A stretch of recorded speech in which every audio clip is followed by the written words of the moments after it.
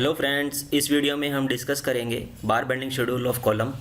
Means AutoCAD drawing की help से कैसे आप एमएस एक्सेल के अंदर एक कॉलम का शेड्यूल प्रिपेयर कर सकते हो। मींस एक बार बेंडिंग शेड्यूल कैसे प्रिपेयर कर सकते हो। इस वीडियो के अंदर जैसे साइड के ऊपर कॉलम का स्टील हमें प्रिपेयर करना पड़ता है, जिसके अंदर हमारे पास रिंग की कटिंग लेंथ कैसे फाइंड आउट करते हैं, नंबर ऑफ़ रिंग कैसे फाइंड आउट करते हैं, या कॉलम का जो स्टील खड़ा होता है आपका उसकी कटिंग लेंथ हमें कितनी काटनी पड़ती है एज़ पर साइड के हिसाब से।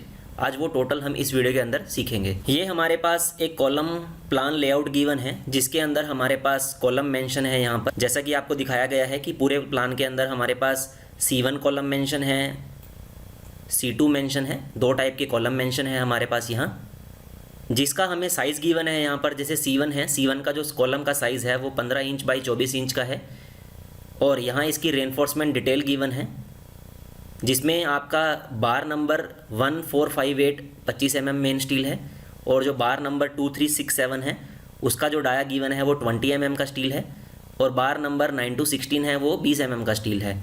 और अगर इसके अंदर हम इसकी रिंग की डिटेल की बात करें, 8 mm का डाया है रिंग का, और 6 इंची सेंटर टू सेंटर है थ्रू आउट, यानी कि पूरे स्पैन में आपकी जो कॉलम की रिंग डली है वो आपकी 6 इंची के हिसाब से डली है। इसमें 4 तरह की रिंग डली हैं, जिसकी डिस्क्रिप्शन यहाँ गिवन है रिंग डिटेल में। जो आपकी A नेमिंग है, B है, C है, D है, जो आपकी 4 तरह की रिंग डली हैं। सिमिलरली हमारे पास C2 कॉलम है, जिसका साइज़ हमारे पास 15 इंच बाई 18 इंच। अगेन इसका जो कॉलम का शेड्यूल गिवन है BBS का, इसमें बार नंबर जो गिवन है 1 to 12 आपके 16 mm के स्टील गिवन है।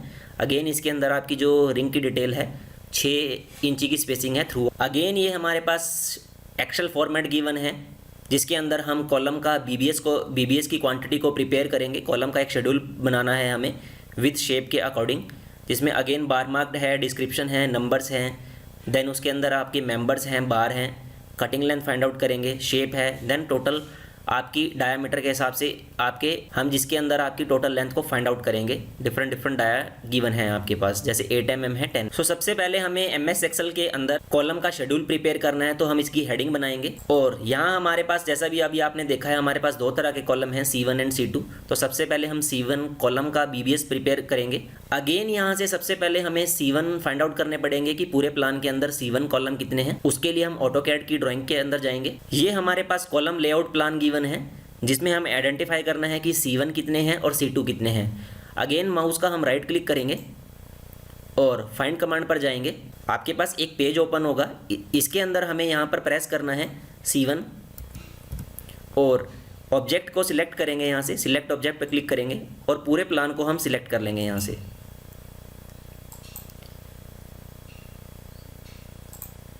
अगेन माउस का राइट क्लिक करेंगे और फाइंड पर क्लिक कर देंगे हम यहाँ से। तो आपके टोटल नंबर 12 आ जाएंगे, यानी कि 12 आपके C1 हैं, और ओके करेंगे। अगेन हमें इनकी लोकेशन जज करनी है, तो उसके लिए हम क्रिएट सिलेक्शन सेट ऑल पे क्लिक करेंगे। हमें ये लोकेशन जज कर देगा कि कहाँ पर आपका C1 क्रिएट हुआ है। देखो, इन्होंने यहाँ पर आपका जो कॉलम सिलेक्ट किया है वो C1 सिलेक्ट किया है, C2 को सिलेक्ट नहीं किया। जो हमारे पास C1 आए हैं इस पूरे प्लान के अंदर, वो हमारे पास 12 नंबर आए हैं, और जो C1 का साइज़ है हमारे पास वो 15 इंच बाई 24 इंच का है, यानी कि 1 foot 3 inch into 2 feet 0 inch का साइज़ है हमारे पास। इसके अंदर अब हम C1 की वैल्यू पुट करेंगे, डिटेल पुट करेंगे। C1 हमारे पास जो नंबर गिवन है कॉलम, वो 12 नंबर्स गिवन है, और जो हमारे पास साइज़ है कॉलम का, और इसकी जो स्टील की डिटेल गिवन है, जिसमें लिखा है आपका 1458 25 mm का स्टील है। ये हम बार मार्क में ड्रॉ करेंगे। यहाँ वैल्यू लिखेंगे हम बार मार्क के अंदर, यहाँ वैल्यू लिखेंगे हम इसके अंदर बार मार्क में 1458, जिसका डाया हमारे पास गिवन है 25 mm है, मेन स्टील है हमारे पास ये। अगेन हम जो नेक्स्ट बार है हमारे पास 2367, इसका डाया हमारे पास 20 mm है, 2367, जिसका डाया हमारे पास क्या है 20 mm है।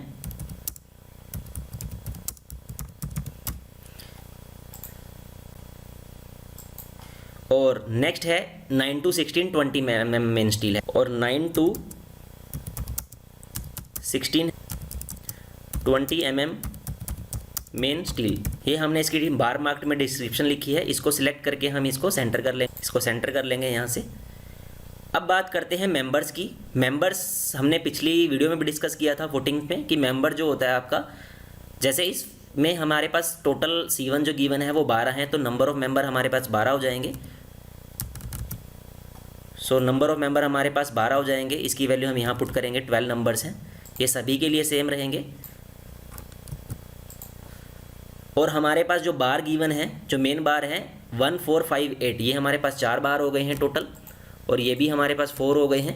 अगर हम 9 to 16 की बात करें तो हमारे पास नंबर ऑफ बार 8 आ जाए। अब बात करते हैं इसकी शेप की। जो शेप ऑफ बार है हमारा, हम इसकी शेप को ड्रॉ करेंगे। उसके लिए सबसे पहले हम इंसर्ट में जाएंगे। इंसर्ट में जाने के बाद हम यहाँ शेप में जाएंगे। शेप में अगेन हम एक लेंथ को क्लिक करेंगे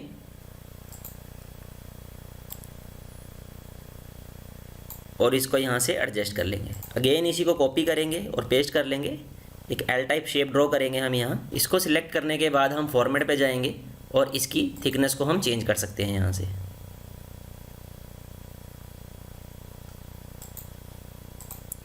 और इसको सिलेक्ट करने के बाद हम इस पूरी वैल्यू को मर्ज कर देंगे यहाँ से। सो इस शेप का आपका बार ड्रॉ होगा। अब हमें इस कॉलम के वर्टिकल बार की कटिंग लेंथ फाइंड आउट करनी है, यानी कि इसकी हमें लेंथ फाइंड आउट करनी है, जिसके लिए हम इसके लेवल्स जज करेंगे। सबसे पहले ये हमारे पास सेक्शन है फुटिंग का, जिसके अंदर आपका जो कॉलम का एल बैंड हुआ है वो आपका 1 फीट का है। जैसा कि यहाँ मेंशन किया गया है कि जो इसका बैंड है आपका एल बैंड हुआ है वो 1 फीट का बैंड हुआ है आप। सो यहाँ हम इसकी वैल्यू को सेटअप करेंगे।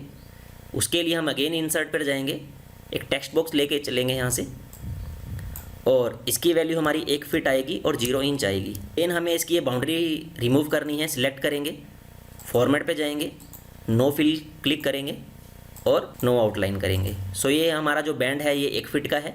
अगेन हमें इसकी वर्टिकल लेंथ निकालनी है। इसके लिए हम इसके लेवल जज करेंगे सबसे पहले। यहाँ हमें क्या क्लियर होता है कि एनजीएल से जो आपकी फुटिंग की पीसीसी है, फुटिंग की पीसीसी तक जो डेप्थ गिवन है वो 5 फीट गिवन है, और जो आपका एनजीएल से रोड लेवल गिवन है वो आपका 1 फीट है, और जो आपका रोड लेवल से प्लिंथ लेवल गिवन है वो 2 फीट 6 इंच गिवन है।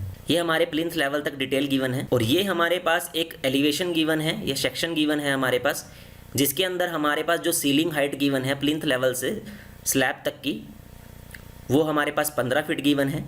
सो 15 फीट ये है। और हमारे पास जो आरसीसी स्लैब गिवन है इस ड्राइंग के अंदर वो 5 इंची की आरसीसी स्लैब गिवन है। सो प्लिंथ लेवल से अगर प्लिंथ लेवल में हम आरसीसी स्लैब ऐड कर देते हैं थिकनेस, तो आपकी जो हाइट हो जाती है वो 15 फुट 5 इंच हो जाती है। सो 15 फुट 5 इंच में हमें 5 फीट पीसीसी के बॉटम से एनजीएल लेके ऐड करना है, और 1 फीट हमारा एनजीएल से रोड लेवल ऐड करना है हमें, और 2 फीट 6 इंच हमारा रोड लेवल से प्लिंथ लेवल ऐड करना है हमें। तो जो हमारी टोटल हाइट हो जाएगी ये, तो हमारी जो टोटल हाइट हो जाएगी ये 23 फुट 11 इंच हो जाएगी अगर हम स्लैब तक इसको इंक्लूड करते हैं। देन टोटल लेंथ हमारे पास आ गई है 23 फुट 11 इंच। इसके अंदर से हमें जो डिडक्शंस करनी है, अब जैसे आपका इसके अंदर 6 इंची का पीसीसी रिमूव होगी, जो पीसीसी डिडक्ट होगी पूरी लेंथ में से, और जो फुटिंग का कवर होता है वो आपका 2 इंची होता है, 2 इंची आपका ये रिमूव होगा इसके अंदर से। और आपका जो स्टील डला है फुटिंग का आर और एस, इसका डाया भी आपका 10-10 mm का था। अगर हम दोनों को ऐड करते हैं तो अप्रोक्स आपका 1 इंची कवर हो जाता है। तो 1 इंची हम इन डाया के लिए माइनस करेंगे, तो यानी कि बॉटम से आपको जो माइनस करना है आपका 6 इंची पीसीसी है, 2 इंची फुटिंग का कवर है आपका, और 1 इंची इन बार के लिए, तो अप्रोक्स 9 इंची ये माइनस करना है आप। और जो आपका टोटल हाइट है स्लैब में से हम 1 इंची का कवर माइनस करेंगे स्टील के लिए, वर्टिकल स्टील के लिए, तो आपका ओवरऑल 10 इंची माइनस करना है पूरी हाइट के लिए। तो आपका 23 फुट 11 इंच में से अगर हम 10 इंची माइनस कर देते हैं तो आपकी 23 फुट 1 इंच हाइट बचती है स्टील की, जो हम यहाँ मेंशन करेंगे इसके वर्टिकल बार के अंदर। अगेन इसके अंदर हम टेक्स्ट बॉक्स लेकर इसकी वैल्यू को प्लेस करेंगे, जो वैल्यू हमारी 23 फुट 1 इंच आई है। अगेन हमें इसकी बाउंड्री रिमूव करनी है, उसके लिए हम इसको नो फिल करेंगे, देन नो आउटलाइन कर देंगे, और इसको हम यहाँ से सेट कर लेंगे। यहाँ से इस तरीके से आप शेप ड्रॉ कर सकते हो। जो इसकी कटिंग लेंथ आई है आपकी बार, अगर हम इसकी जो वर्टिकल बार की लेंथ, वर्टिकल पार्ट की लेंथ है और आपकी जो हॉरिजॉन्टल पार्ट की लेंथ है, दोनों को ऐड करते हैं हम, तो आपकी 24 फुट 1 इंच बनती है, यानी कि आपकी 24.08 ये आपकी कटिंग लेंथ आ जाएगी फिट के अंदर। और टोटल सारी लेंथ सेम आएगी, तो इसको हम सेम लिखेंगे। अब हमारे पास कटिंग लेंथ भी गिवन है, नंबर ऑफ बार गिवन है, नंबर ऑफ मेंबर गिवन है। अब हमें इसकी ओवरऑल टोटल लेंथ निकालनी है। जिस भी डाया का बार होगा उसके अंदर हम इसकी ओवरऑल टोटल लेंथ को आइडेंटिफाई करेंगे। जैसे सबसे पहला बार हमारा 25 mm का है, तो 25 में हम इसकी टोटल लेंथ को आइडेंटिफाई करेंगे। इसके लिए हम इक्वल टू प्रेस करेंगे, number of member multiply by number of bar multiply by cutting length, then enter. तो हमारी टोटल लेंथ आ जाएगी फिट के अंदर। नेक्स्ट जो बार था हमारा 20 mm का डला है, तो इसके लिए हम 20 में इसकी लेंथ निकालेंगे, इक्वल टू क्लिक करेंगे, number of bar multiply by bar, then enter. और इसको यहाँ से हम स्क्रॉल करेंगे क्योंकि अगला बार भी हमारा 20 mm का ही है। तो इस तरीके से आप टोटल लेंथ को आइडेंटिफाई कर सकते हो। अब हमें बात निकालनी है कॉलम की रिंग। तो रिंग निकालने के लिए हम क्या करेंगे, सबसे पहले हम यहाँ एक्सेल में ऐड कर लेते हैं। यहाँ जैसा कि हमारा C1 कॉलम में दिखाया गया है कि C1 में हमारी 4 तरह की रिंग डली हैं, और जिसका डाया आपका 8 mm का गिवन है स्टील रिंग का, और 6 इंची की स्पेसिंग पे डला है थ्रू आउट। सो इसके लिए हम क्या करेंगे, इसके लिए हम इसकी वैल्यू को जज करेंगे। जो सबसे आपकी 4 शेप डली हैं इसके अंदर ABCD। सबसे पहले हम A को ड्रॉ करेंगे। इसके लिए हम यहाँ डिस्क्रिप्शन लिखेंगे, हम A की रिंग बनाएंगे। 8 mm बार है, @6 इंची सेंटर टू सेंटर, ये हमारे पास रिंग की डिटेल है एक। अगेन इसके लिए हमें इसकी शेप को ड्रॉ करना है। शेप को ड्रॉ करने के लिए अगेन हम इंसर्ट में जाएंगे, शेप में जाएंगे, और यहाँ से एक रेक्टेंगल क्रिएट करेंगे, और रेक्टेंगल क्रिएट करने के बाद हम उसको यहाँ क्लिक कर देंगे ऐसे, और अगेन इसको क्लिक करेंगे, फॉर्मेट में जाएंगे, फॉर्मेट में हम इसको नो फिल कर देंगे, और शेप आउटलाइन में हम इसको ब्लैक कलर कर लेंगे, और यहाँ से इसको आप सिलेक्ट करके मार्जिन सेंटर कर सकते हो। यहाँ से आपकी ओवरऑल डिटेल बन जाएगी। अब हमें इसकी हुक लगानी है, उसके लिए हम यहाँ से इंसर्ट में जाएंगे, शेप पर जाकर हम एक लाइन कमांड लेंगे, और यहाँ से हम इसकी एक हुक ड्रॉ कर सकते हैं। यहाँ से अगेन इसको सिलेक्ट करके इसकी प्रॉपर एक शेप क्रिएट कर सकते हैं। दोनों को सिलेक्ट करेंगे हम यहाँ से। इस तरीके से आप एक रिंग ड्रॉ कर सकते हो। अब हमें इसकी जो रिंग का साइज़ है वो यहाँ मेंशन करना है। हमारे पास जो कॉलम का साइज़ है वो 15 इंच बाय 24 इंच का है, यानी कि 1 फीट 3 इंच बाय 2 फीट का है। जो इसकी ये लेंथ है आपकी वो 15 इंच है। अगर हम कॉलम में कवर जो हमारे पास गिवन होता है वो हमारा 40 mm होता है, यानी कि 1.5 इंच गिवन होता है। इसके अंदर से अगर हम 15 इंच के अंदर से अगर हम 1.5 इंच माइनस करते हैं तो हमारे पास ये जो वैल्यू रह जाती है हमारी कवर माइनस करने के बाद, ये 1 फीट रह जाती है, अप्रोक्स 12 इंची। वो हम इसमें एडिट करेंगे वैल्यू। अगेन यहाँ से एक टेक्स्ट बॉक्स लेंगे, यहाँ वैल्यू प्लेस करेंगे। जो वैल्यू आती है हमारी 1 फीट 0 इंच आती है, 12 इंची कवर माइनस करने के बाद। अगेन इसको सिलेक्ट करेंगे, यहाँ से नो फिल कर देंगे इसको, और नो आउटलाइन कर देंगे। इस तरीके से आप इसकी ये शेप की वैल्यू नोट डाउन कर सकते हो। अगेन हमें अब इसकी ये वर्टिकल वाली पार्ट की वैल्यू लिखनी है हमें। तो आपकी ये जो साइज़ है ये 2 फीट है। 2 फीट में से अगर हम 1.5 इंची माइनस करते हैं तो आपका 1 फीट 9 इंच रिमेनिंग रह जाता है। अगेन उसके लिए हमें इसमें टेक्स्ट बॉक्स लेना पड़ेगा। तो इसकी वैल्यू 1 फीट है आपकी, और 9 इंच आ जाती है। सिलेक्ट करेंगे, अगेन फॉर्मेट में जाएंगे, इसको नो फिल करेंगे और नो आउटलाइन कर देंगे। इस तरीके से आप इसको एडजस्ट कर सकते हो। अब हमें यहाँ लोकेट करनी है इसकी रिंग की जो हुक है। आपको पता है कि अगर हम IS कोड के बात करते हैं, IS कोड के अकॉर्डिंग, तो हमारी जो हुक की मिनिमम वैल्यू होनी चाहिए वो 75 mm से अबव होनी चाहिए। बट ड्राइंग्स में मेंशन रहता है कि आपको जो हुक का पार्ट है वो 10D लेके चलना है। सो ये मेंशन होता है। अगर 10D के अकॉर्डिंग हम इस फिट और इंचिस में अगर हुक की वैल्यू क्रिएट करते हैं तो एक हुक की वैल्यू हम 3 इंची लेकर चलते हैं, जो हम 10D के लिए क्रिएट करते हैं। तो हुक के लिए भी हम 3 इंची यहाँ मेंशन करेंगे। टेक्स्ट बॉक्स में जाएंगे, अगेन 3 इंची हम यहाँ हुक लिख देंगे कि एक हुक के लिए हम 3 इंची लेके चलेंगे। अगेन इसको नो फिल कर देंगे यहाँ से, और नो आउटलाइन कर। सो अब हम इसके रिंग की कटिंग लेंथ फाइंड आउट करनी है, जिसके लिए हम इसका पूरा पैरामीटर ऐड करेंगे। और हुक के लिए हम 2 हुक हैं इसके अंदर 3-3 इंची की, तो उसके लिए हम हुक के लिए दोनों हुक के लिए 6 इंची ऐड कर देंगे। तो इसकी जो कटिंग लेंथ आती है हमारी, जो हमारी टोटल कटिंग लेंथ आएगी वो हमारी 6 फीट आ जाएगी। यहाँ से 6.0 फीट आ जाएगी। अगेन हमारे पास जो मेंबर हैं इसके वो हमारे पास कॉलम 12 हैं। अब हमें निकालनी है नंबर ऑफ रिंग्स। जो हमारे पास इसकी वर्टिकल लेंथ आई है कॉलम के वर्टिकल बार की 23 फुट 1 इंच आई है, तो 23 फुट 1 इंच में पूरी आपकी रिंग नहीं डलेंगी, क्योंकि आपकी जो रूफ बीम होती है, रूफ बीम के जॉइंट या स्लैब के अंदर आपकी रिंग प्लेस नहीं होती, तो हमें यहाँ से रूफ बीम की जो डेप्थ है वो भी माइनस करनी पड़ेगी। जैसा कि हमें ये बीम के सेक्शंस दिखाई दे रहे हैं कि एक्सक्लूडिंग स्लैब अगर हम डेप्थ जज करें तो 1 फीट है आपकी, यानी कि 12 इंच है। तो हम टोटल हाइट में से क्या करेंगे, जो हमारी 5 इंची स्लैब इंक्लूड करी थी उसमें से हमने 1 इंची कवर माइनस किया था, तो 4 इंच हम वहाँ से माइनस करेंगे और 1 फीट हम बीम की डेप्थ माइनस करेंगे। तो 1 फुट 4 इंच माइनस करेंगे 23 फुट 1 इंच में से। देन जो रिमेनिंग आपकी हाइट बचेगी उसको हम डिवाइड करेंगे 6 इंची स्पेसिंग से। सो जो आपकी नंबर ऑफ रिंग आती है यहाँ पर कैलकुलेट करने के बाद, जो आपकी रिंग आती है वो आती है आपकी 45 नंबर्स आती हैं आपकी, जो नंबर ऑफ टोटल रिंग्स हैं। इस तरीके से आप आइडेंटिफाई कर सकते हो। अगेन सिमिलरली हम इसकी जो बी रिंग है, जो इसका सेकंड पार्ट है बी, उसको हम वैल्यू एडिट करेंगे यहाँ, बट उससे पहले हम इसकी टोटल लेंथ को आइडेंटिफाई कर लेते हैं। आपका जो रिंग का डाया था वो 8 mm था, तो 8 mm के अंदर इसकी हम टोटल लेंथ को आइडेंटिफाई करेंगे। उसके लिए इक्वल टू क्लिक करेंगे, number of ring, number of member है इनटू नंबर ऑफ रिंग्स हैं इनटू कटिंग लेंथ एक रिंग की। देन ये हमारे पास टोटल लेंथ आ जाएगी। अगेन हम इसकी बी पार्ट बनाएंगे, जैसा कि इस शेप में दिखाया गया है। जो बी है आपकी, उसकी हम वैल्यू एडिट करेंगे यहाँ से। सो हम यहाँ से बी की वैल्यू को फाइंड आउट करेंगे। तो बी की वैल्यू को फाइंड आउट करने के लिए हम क्या करेंगे, जैसा कि आपको इस फिगर में दिखाया गया है कि ये जो जिस बार हैं आपके, जो आपके पिंक कलर के शो हो रहे हैं, अगर हम एक बार से दूसरे बार के बीच में गैप देखते हैं तो ये आपके जो पोर्शन है ये 5 टाइम क्रिएट हो रखे हैं आपके यहाँ से। जैसे 1 2 3 4 5 पार्टीशन क्रिएट हो रखे हैं। तो जो हम इसकी कवर माइनस करेंगे 24 इंच में से 1.5 इंच का, देन उसके बाद जो हमारे पास वैल्यू आएगी उसको हम डिवाइड बाय 5 करेंगे, तो आपके एक पार्ट की वैल्यू क्रिएट हो जाएगी आपके पास। बट जो हमारी जो बी रिंग है, बी रिंग हमारी 3 हिस्सों को कवर कर रखी है इन्होंने, तो उसको मल्टीप्लाई बाय हम 3 करेंगे तो हमारे पास इस पार्ट की वैल्यू आ जाएगी प्रॉपर। अगर हम यहाँ से वैल्यू को क्रिएट करते हैं तो हमारे पास जो वैल्यू आती है इसकी, वो हमारे पास ये 1 फीट आती है, और 1 फीट हमारे पास ऑब्वियसली ये बात है ही है, पहले से ही है हमारे पास ये। अगेन इसकी वैल्यू को हम पुट करेंगे यहाँ से, तो ये वैल्यू जो हमारी आएगी वो 1 फीट 0 इंच ही आएगी।